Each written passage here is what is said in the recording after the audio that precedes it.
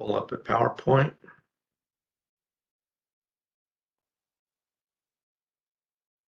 Okay, I'm going to go ahead and start where I left off last week. And that's in the trend toward fashionable church buildings.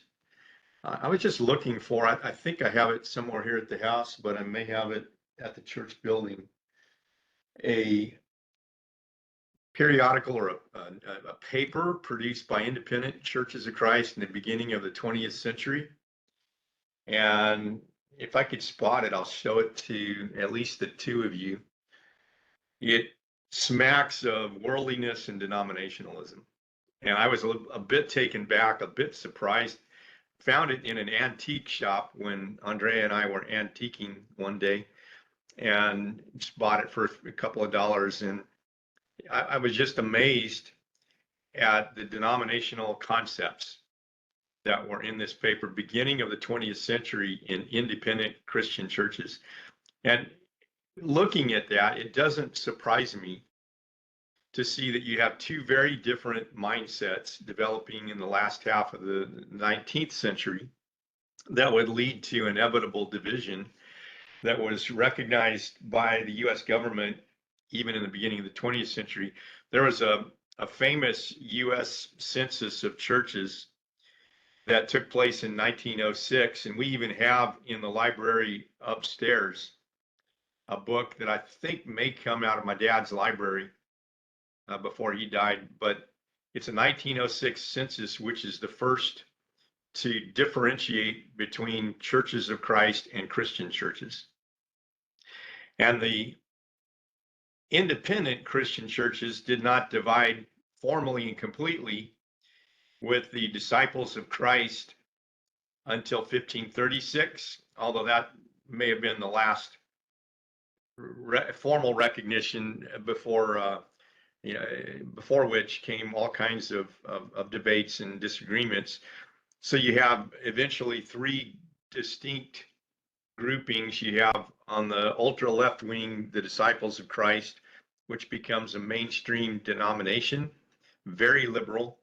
You have the independent Christian churches, which were still somewhat conservative, but they accepted the Missionary Society and also the instruments of music. And then you have the Churches of Christ on the right wing of things. So along with those innovations, doctrinally and practically, you have a trend toward fashionable church buildings. We ended on this note last time. You have the Central Church in Cincinnati, Ohio, that had a grand organ concert for the benefit of the Ladies Furnishing Committee, charging admission and so on, just a monstrosity of a building. And just differences in perception about where the restoration movement should go in the United States of America. And those doctrinal and practical divisions conceptually toward the authority of the scriptures were so great that it was just recognizing the inevitable that people were fundamentally hesitant to admit, because the thinking all along is this is not a new denomination. So how can we divide if we have no central apparatus? But you do have a central apparatus. You have the American Christian Missionary Society in 1849, and it begins to centralize the work of the churches at large. You also not only have a trend toward fashionable buildings and a lot of money spent on them, but a trend in preaching where progressives are intolerant of the preaching of first principles. One of the reasons I pound on the idea, and forgive me, young fellows, that it's so important to preach first principles, because one of the inevitable trends that occurs whenever apostasy does is an escape from first principles preaching.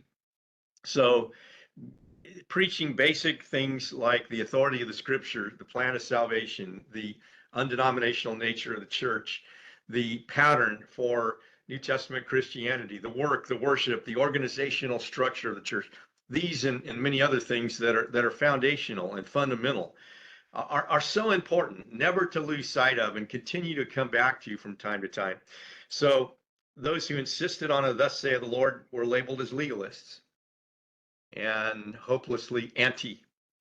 Ben Franklin, Moses Lard, J.W. McGarvey. Even though Lard and McGarvey accepted the Missionary Society, they rejected the instrument of music as well as many of the other progressive trends.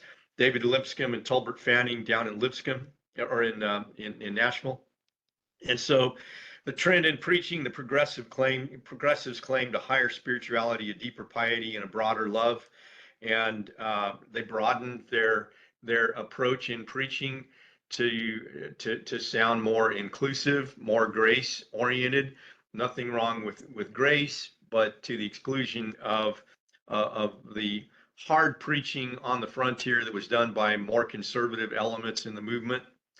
And so Moses Lard, who was kind of middle of the road in many respects, speaks of these progressive men who were sweet and pious as long as a sectarian is their mark, but ferocious as a hungry hippopotamus towards some of their own brethren, their more conservative brethren. Or Benjamin Franklin, the preacher, we never allude to any of their progressive ideas when we do not expect most harsh treatment. These men who know more ought to show a little more patience until we learn better or die off.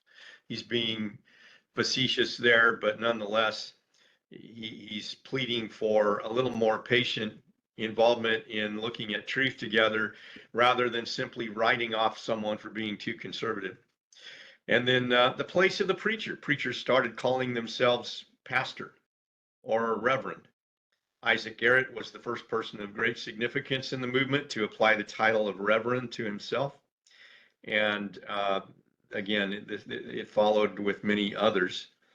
And so one preacher said, the Jews cried, give us a king. God gave them Saul. The people now cry, give us pastors, give us music, give us fairs, festivals, and lotteries, give us conventions and societies, allow us amusements, and God is giving them over to ungodliness and worldly lusts. Division was inevitable at this point, and it began to be seen as inevitable, at least by the time you get to the late 1800s, early 1900s. J.W. McGarvey said, we must be careful to show them that we do not and will not maintain unity with anything unscriptural, whether it shows itself within our ranks or outside of them. Truth first, union afterwards, and union only in the truth. That is our motto. And so, again, you have these two pillars, points in the restoration movement, unity and truth. And you have one side that sides with unity at the expense of truth, the other side that sides with truth at the expense of unity. And unfortunately, unity in truth is an ideal, and it's a noble ideal. But if people are pushing the envelope too far in one direction or another, then division is inevitable. John F. Rose said, we are grieved to say that the line of separation is becoming more distinct every day. There are two classes among us, those who represent the ancient order of things and those who represent the new order of things. It is manifest that these two parties are not only not acting in sympathy, but that the men of the new order of things are determined to crush down, if possible, the ancient order of things. So instrumental music, 1867, not 10 congregations were using it. By 1885, that number had multiplied greatly. You have progressives such as Isaac Garrett, who put the use of the instrument entirely on the plane of expediency. This is a generic issue, an issue of expediency, and you can use it or not use it, but that's up to you. Conservatives insisted that it was a human innovation into divine worship, and therefore an addition, not an aid, sinful. You have the trend toward denominationalism. Many progressives openly defended using the term denomination in referring to themselves. And more so, those who refer to themselves as Christian churches or disciples of Christ. They viewed the disciples of Christ as a denomination with its reverends and pastors. W.T. Moore declared that a return to the New Testament church was not desirable if it were practical. union meetings with denominations began to be pop up everywhere. And on the silence of the scriptures, the progressives viewed silence as a liberty. Conservatives viewed it as prohibitive. So red light versus green light. And by 1906, you really have three independent groupings of churches, if you will. Hate to even use that word, but you have progressive churches, Disciples of Christ, moderate churches, independent Christian churches, particularly after a 1936 census, where those two groups were divided more explicitly. Initially, you have the progressives and the conservatives, and Churches of Christ are standing alone against the other two tendencies or groupings, if you will. And so if I were teaching this to a broad Bible class of Christians, I would ask these kinds of questions when something is promoted by those who quote the Bible, call themselves New Testament Christians. Is it automatically right?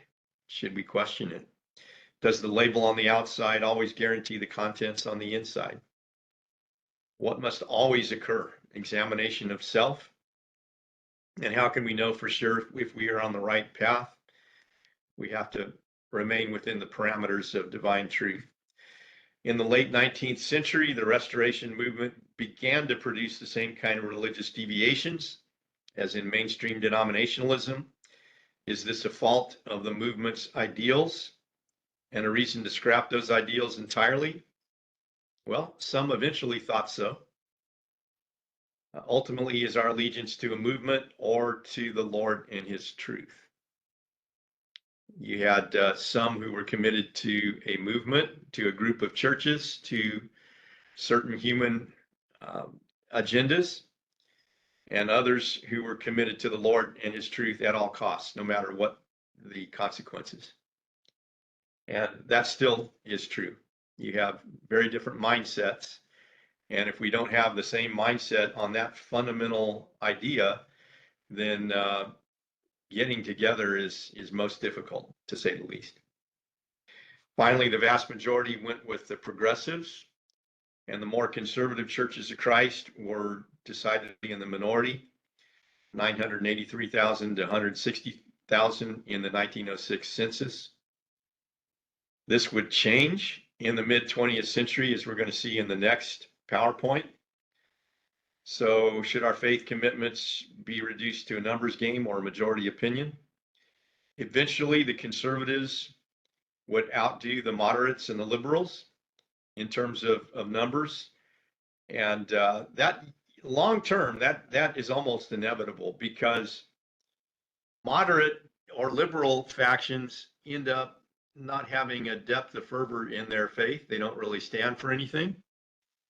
And so conservatives long term tend to attract more people on the basis of the principles that they hold near and dear and are not for sale at any price.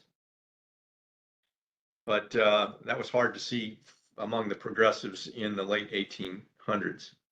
So I'm going to pull that down and pull out another PowerPoint, and hold on with me, bear with me just a moment.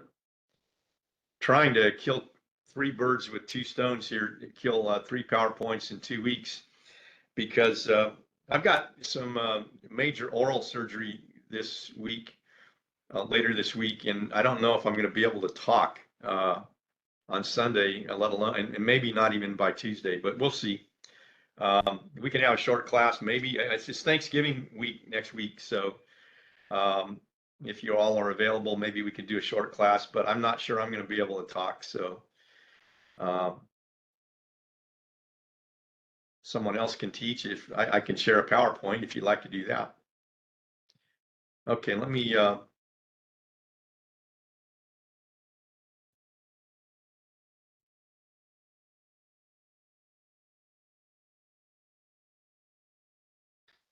okay.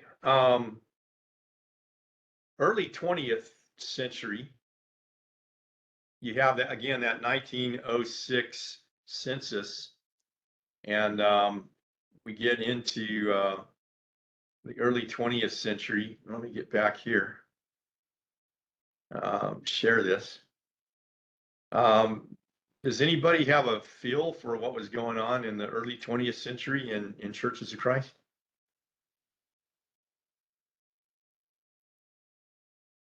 Does anybody care?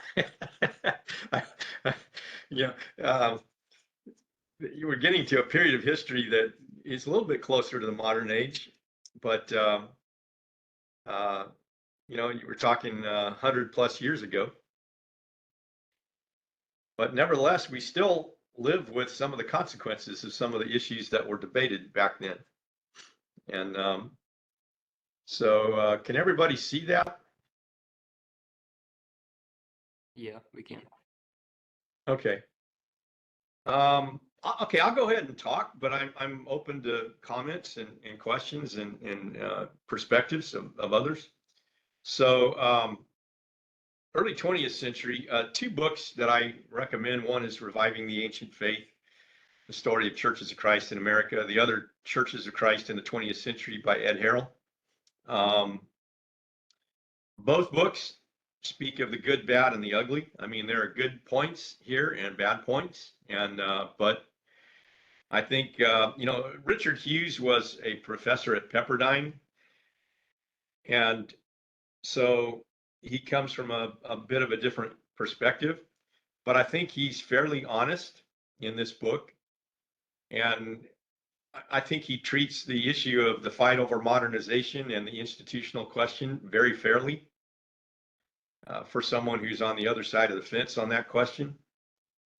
And then Ed Harrell told me before he wrote this book that he was going to write what really happened and tell me, as only Ed Harrell could say that back in the day. But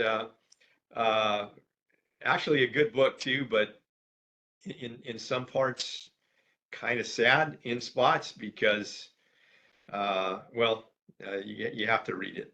But another book I like, and this one particularly targets the first half of the 20th century, the very late years of the 19th century, and the first part of the 20th century is a book by Earl Kimbrough on F.B. Shrigley, who was a prominent preacher and writer for Gospel Advocate in Nashville during this period, and he had a brother, F.D. Shrigley.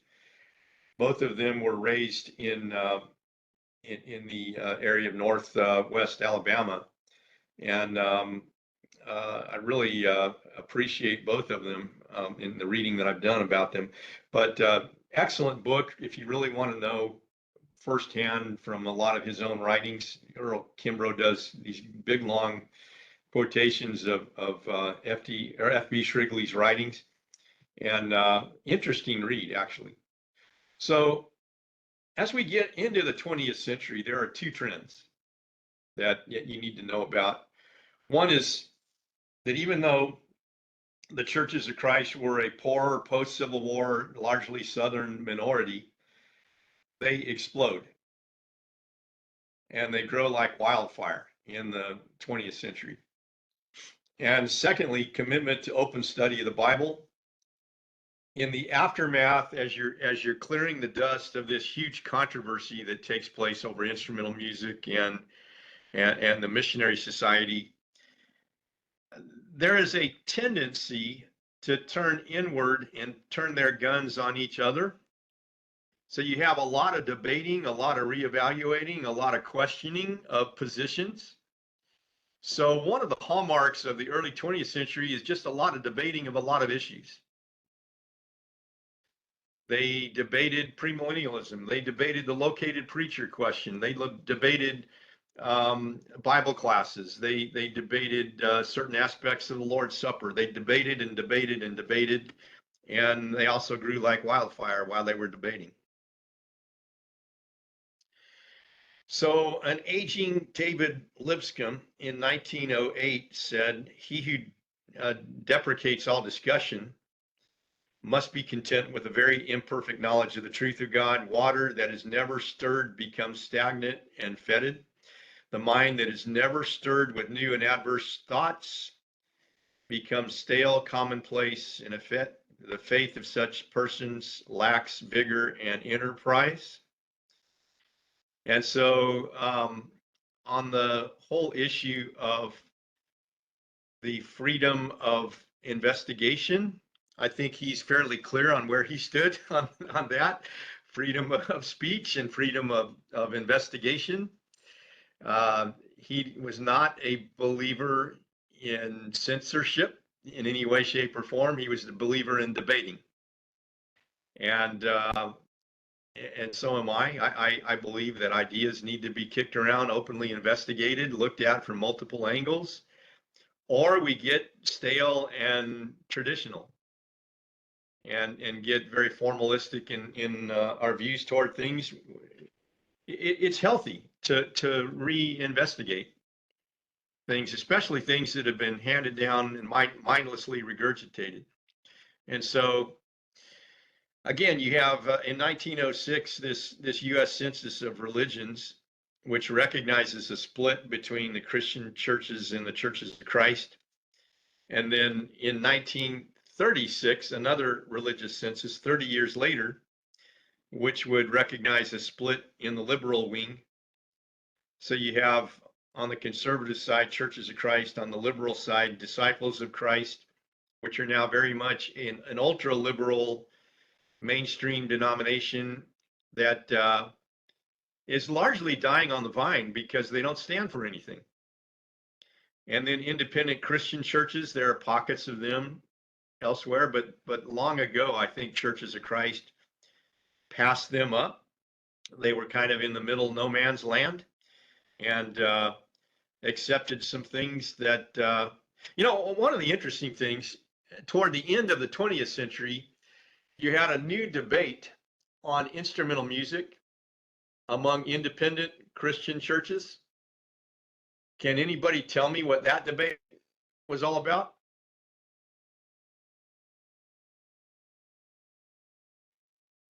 Okay, the big debate at the end of the 20th century among independent Christian churches was whether you could have full-blown rock bands and all the paraphernalia, or whether to limit that to like a piano or an organ. Guess who won that debate? And so, I mean, once that door is open, is there any stopping? And so it amused me as I would read articles at the end of the 20th century on divisions on that issue. So in terms of Churches of Christ, thousands migrated from these Christian churches to more conservative Churches of Christ in the early years of the 20th century. They were discontent because, again, once doors were open, there was no stopping. And they began to migrate back to more conservative congregations. Those congregations at the beginning of the 20th century were still in the minority, and concentrated heavily in the South, to a certain extent, the Midwest. But they were more rural, poorer, simpler, took biblical authority more seriously than the more progressive-minded brethren in the North. And rapid growth. The 1906 U.S. religious census, unofficially or about as officially as they possibly could, numbered them around 160,000. And that became 700,000, according to M. Norval Young, after World War II, in a religious census that was never published. But the work that he did in collecting for that census, so 700,000 in more than 10,000 congregations. So Churches of Christ more than quadrupled in the following 40 years. Quadrupled. So over fourfold growth in those 4 decades. But there was a lot of internal conflict, a lot of debate. No defined creedal statements like the denominations would have. Any belief or practice was subject to re-examination and public debates about biblical truth, and they had them in abundance. David Lipscomb said, "A true lover of truth seeks out and appropriates as his own every truth he finds, no matter who holds or teaches it." Boyd E. Wallace Jr., who began to be popular during the, let's say, 1930s, said the whole ground of the restoration plea needs repeatedly to be reviewed and restated.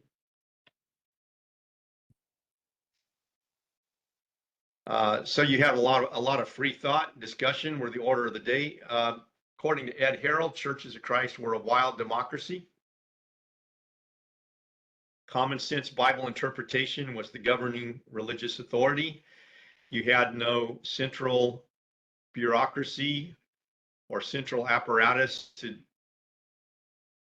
determine truth for the masses. So the masses would have these debates. Schism was inevitable, but in most cases it was local, it was temporary, and there were no wholesale splits until the second half of the 20th century. You get into the 1950s and 60s and the institutional problem. You do have some pretty serious issues over the whole premillennial issue, over aspects of the Lord's Supper, Bible classes, things of that nature. Boyd E. Wallace listed hateful problems, preacher problems, problems of preachers, young people's meetings, the night service, the song service, missionary work, women's work, no work. Will Cullum, his list was objections to a baptistry, insisting on running water in a baptistry. We could probably do that right now with our baptistry being in the condition it's in. Objections to individual cups versus one cup. Objections to having a plate for the bread. Objections to preachers extending the gospel invitation instead of waiting for sinners to ask what to do to be saved. You could see they debated a lot of different things. Objections to having elders on the grounds that elders were only for the apostolic age in the minds of some. Objections to singing any song not addressed to the Lord Jesus. Objections to a word formula in baptism or a marriage ceremony. Is the formula used in the words when you baptize someone important or critical? Can a baptism vary in the word formula? Objections to having a funeral service, objections to Bible classes. So determining fellowship became a dilemma. One's triviality was another's test of loyalty. And by the 1930s, local churches were divided with astounding regularity. Feuding churches often reconciled within a decade or two, or a passing of a generation. I think it was Ed Harold, he said most church squabbles were solved by funerals. Sometimes that's still the case. I laugh, but it's kind of sad, but there is some truth to it. Divisions largely were within locales and did not segregate the movement into a distinctive community other than the one cup and no class issues that come up in the 1920s. So David Lipscomb said something I think is, I really appreciate this statement, and I agree with it. So long as a man really desires to do right, to serve the Lord, to obey his commands, we cannot withdraw from him. We are willing to accept him as a brother, no matter how ignorant he may be or how far short of the perfect standard his life may fall. From this ignorance, what is needed is patient instruction and discipline in the church instead of withdrawal from the weak.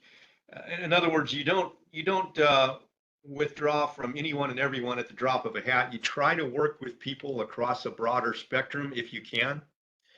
Try to find a basis for unity if you can. We will have differences in conscience and disagree on certain things. And as long as we're trying to aim high for that goal and correct sin in our lives and correct one another and correct ourselves, then there's at least a foundational basis for the beginnings of working together, versus trying to be kind of a heresy detector and dividing at the drop of a hat over possibly inconsequential things or things that should be less consequential than some other things. Obviously, that's always going to be difficult, and it's always going to raise questions and honest questions that we have to debate and talk about.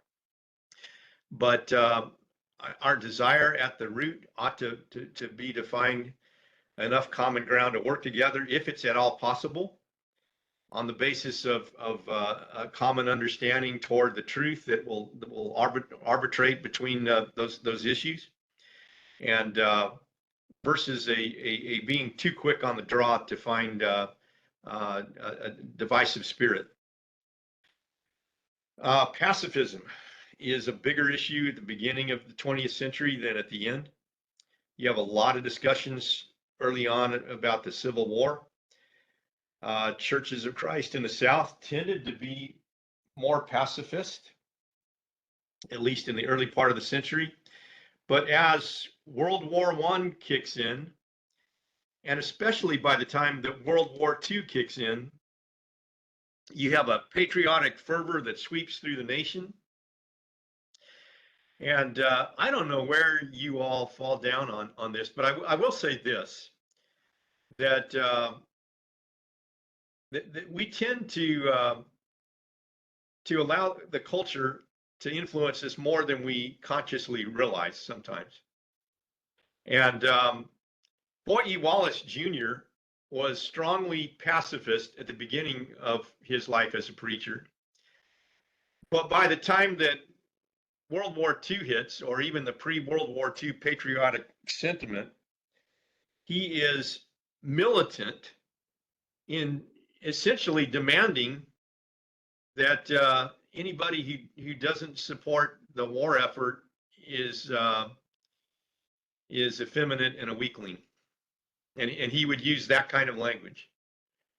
And so a shift in his own attitude kind of represents a shift in the attitudes of many Christians from the beginnings of the 20th century to the middle part of the 20th century. And again, I'm not. We may have some differences among ourselves on this call on some of those issues, but David Lipscomb, interestingly enough, was very supportive of the idea that the kingdom of heaven is where our allegiance lies, and so he was against voting, participation in the political process, military life, and so on, and thought it was sinful, in fact, for Christians to become too embroiled in it. And that really changes in churches of Christ at large by the time you get to 40, 50 years later. And I'm not commenting on the appropriateness or inappropriateness of that. I'm simply commenting as one who's interested in the history.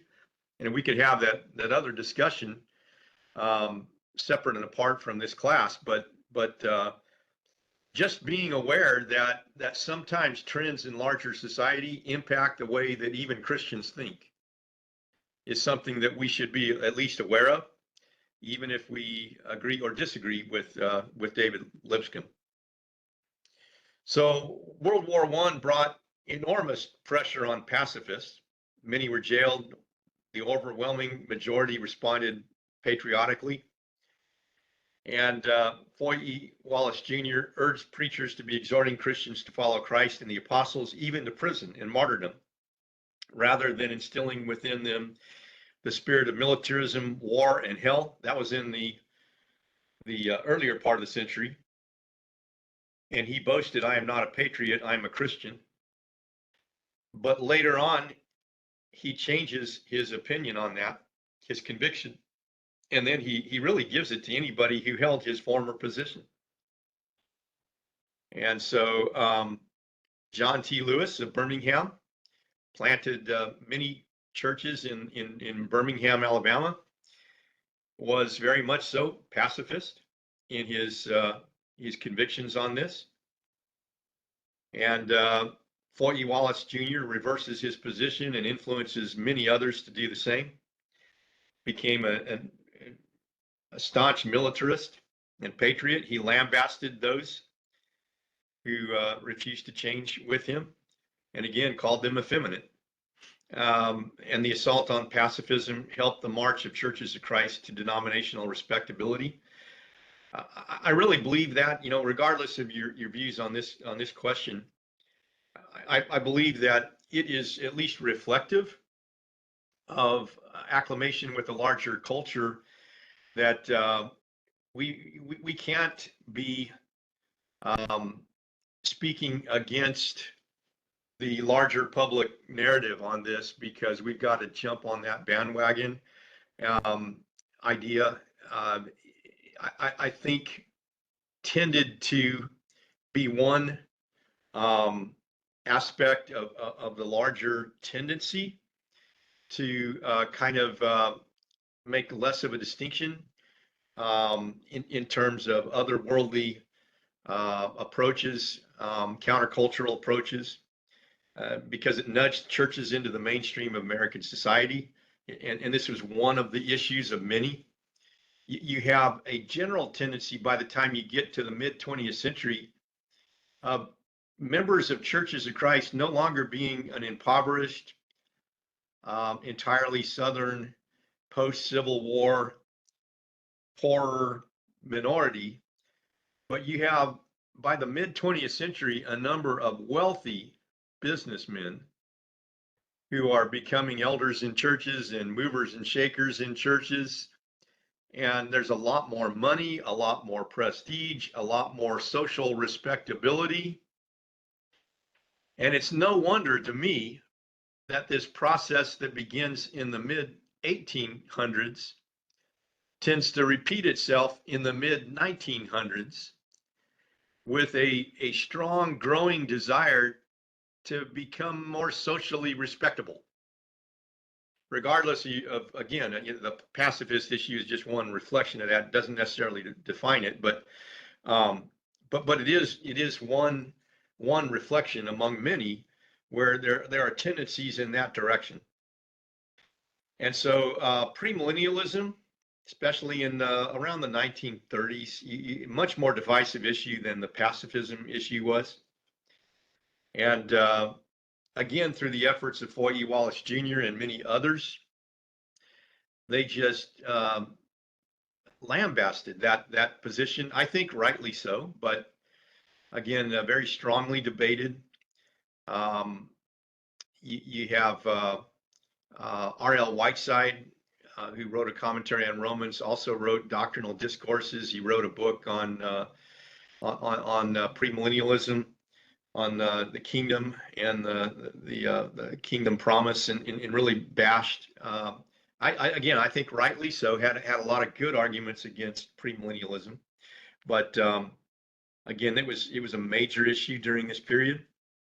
And although you have James Harding, who co-founded the Nashville Bible School that eventually became Lipscomb University, along with David Lipscomb, who was pro-dispensationalist, and Robert Bull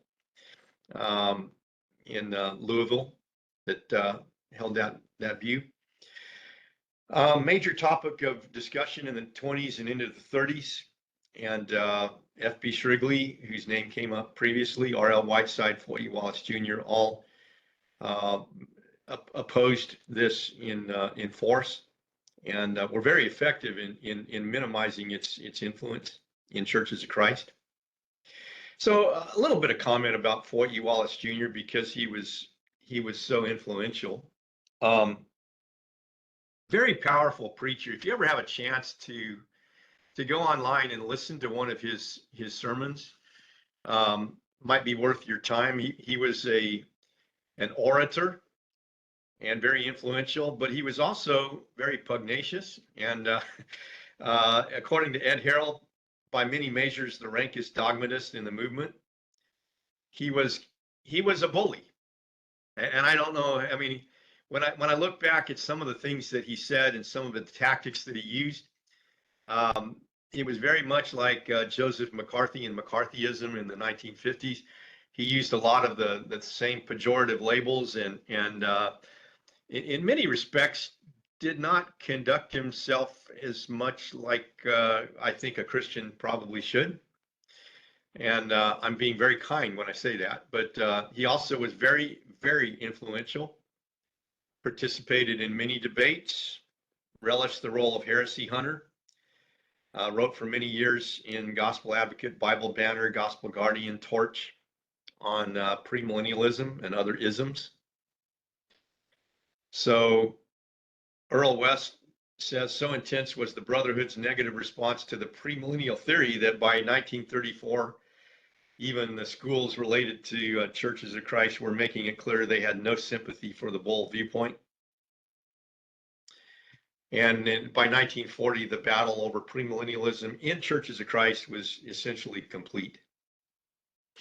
You had a few churches in Reagan's part of the world that were effectively expelled from good standing from other Churches of Christ.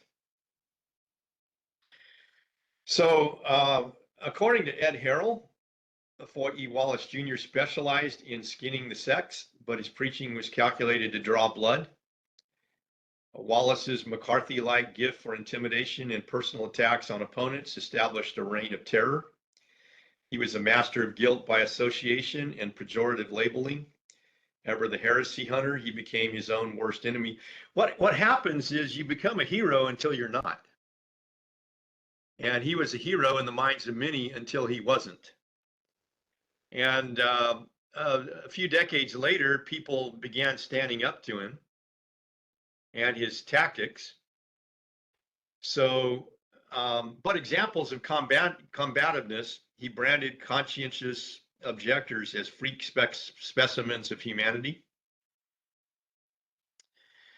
At one point, he published guidelines for churches wishing to receive the recognition and endorsement of the Gospel Advocate. In my mind, that's rank denominationalism or creedalism.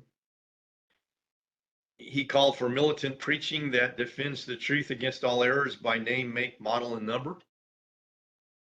And again, eventually you have people that are objecting to the mud that was thrown so often in the earlier part of the century. J.N. Armstrong called Wallace and his friends popes, dictators, party makers, creed writers. H.P. Showalter said a hobbyist works on one error to the neglect of others. A level-headed Christian does not.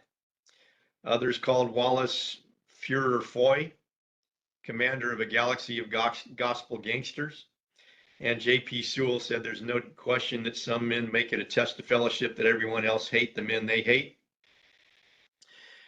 And again, a lot of these guys end up more liberal. And so, but I think they have a valid objection to some of Foy E. Wallace Jr.'s tactics. And to this day, there are many people that I know who regard Wallace as some sort of a hero. I think he was extremely talented, but I think he let some of that get to his head. And it's a warning to all of us not to allow that to happen. And a glaring example of one of the measures of lopsidedness during those years, when one of Wallace's writers preached in Cincinnati, F.L. Rowe complained that the man's sermons were forceful but largely pugnacious, combative. And so Rowe asked him at the supper one night to preach a sermon on the prodigal son. And the preacher hesitated and said, "Brother Rowe, I cannot do it. I've never studied that subject." And so, I mean, that just tells you that you've got a little bit of lopsidedness going on when you can't preach a sermon on the prodigal son. This is another introduction to a Robert Turner book in the 1970s or 80s. When I grew up in the 40s, plenty of sermons were preached on faith, repentance, confession, baptism, the church, etc., but not enough emphasis was placed on more basic principles. Back then, we seemed to have depended on our religious neighbors to teach the truth concerning the inspiration of the Bible, the deity of Christ, the virgin birth, the miracles, resurrection, etc., while we used our time trying to convince them that one must be baptized and become a member of the body of Christ in order to be saved. This is James Cooper. Is it possible that we may have been so busy fighting the denominations that we failed to give sufficient attention to some basic and needed themes? What effort is made in trying to help people appreciate the wonderful grace of God? So he's basically saying, we got a little bit too lopsided in fighting and dealing with some of these issues, that we neglected other really important issues and lost our sense of balance, maybe, perhaps. And I think that's a fair criticism of some of what I read in the early part of the 20th century. So as a segue to what we'll talk about either next week or the week after on institutionalism, you have a lot of institutions popping up that depend on church support, even in the early 20th century, and many of which were opposed by some preachers, but not nearly across the board. But very few instances, so it wasn't something that was widely talked about. So in 1936, for example, you have pockets of Churches of Christ supporting 7 Christian colleges, 7 orphanages, 2 homes for the aged, and not a whole lot of talk, but you have some people raising concerns or issues with it. But what begins as a trickle becomes a flood by the time you get to the 1950s. And so Foy E. Wallace back in 1922 opposed these things. He said that the school is an auxiliary of the home. This being true, it is not the business of the church to run it. The church is not in the school business. The only way the church can scripturally do its work is through the elders of the local congregation. Appeals made to the churches, therefore, in behalf of the schools are wrong and ought to be stopped.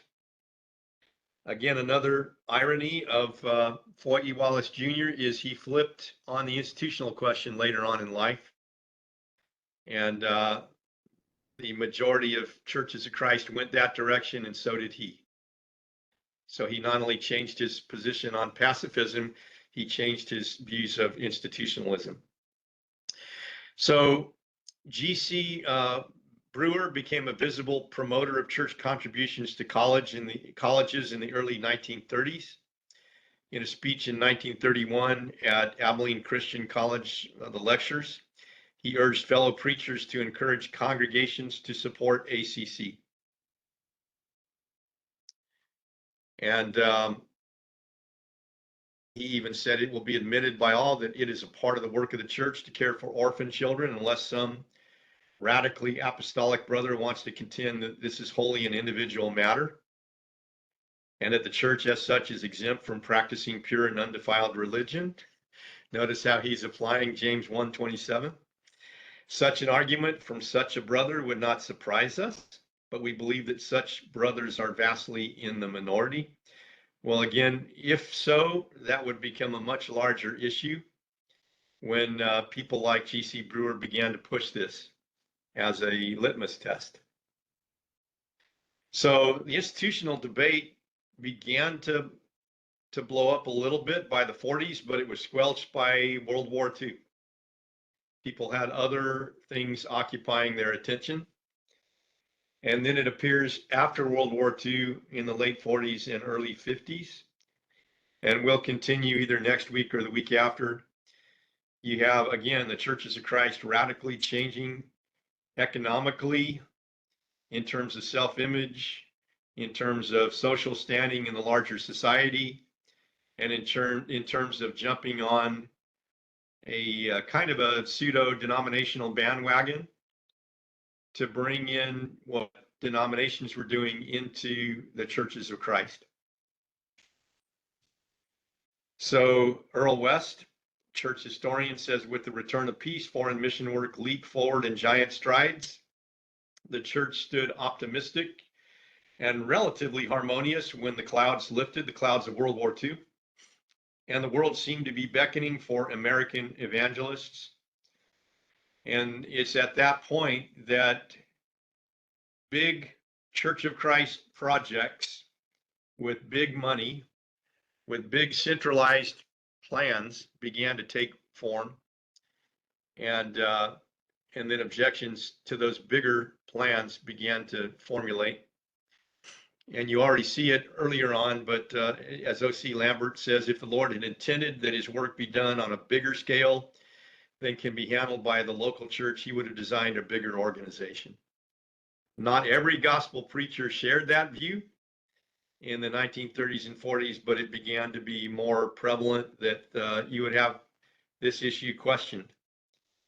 The rising tide of denominational pride led to more support for institutions as churches of Christ become kind of a surrogate denominational force with more social respectability and more desire to do big things in big ways in the 1950s and beyond.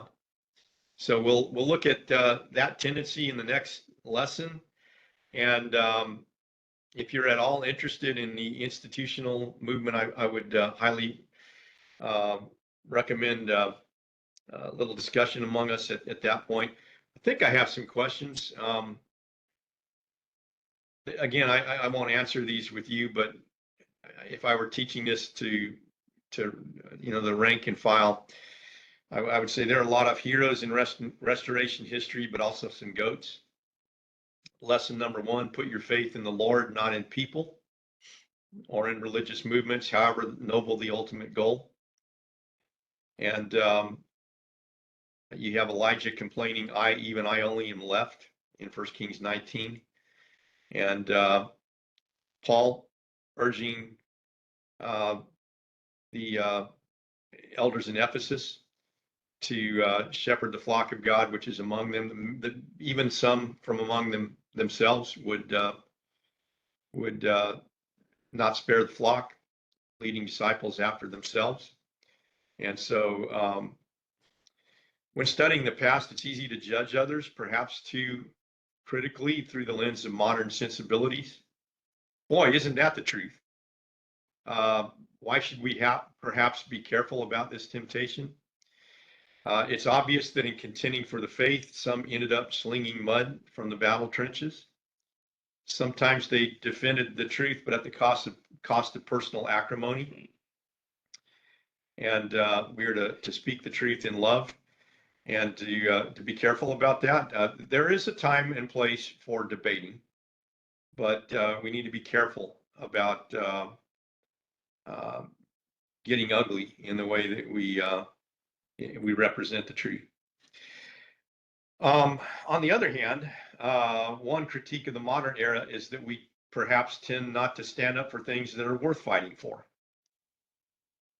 And again, the New Testament is full of admonitions to fight the good fight of faith.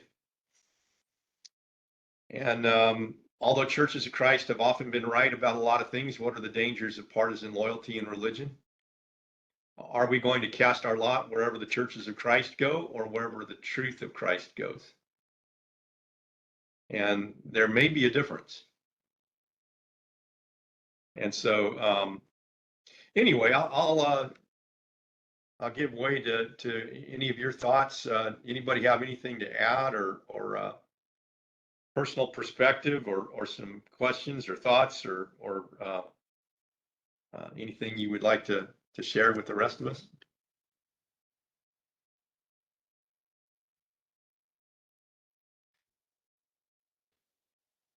Mike, I've had the chance to sit and listen to Bill Hall speak a couple of times. He has a booklet that's on his issues of the 50s and one of his 50s and 60s. And one of his first comments before he even starts the series of I think 4 lessons is to point out that there were just terrible attitudes on both sides.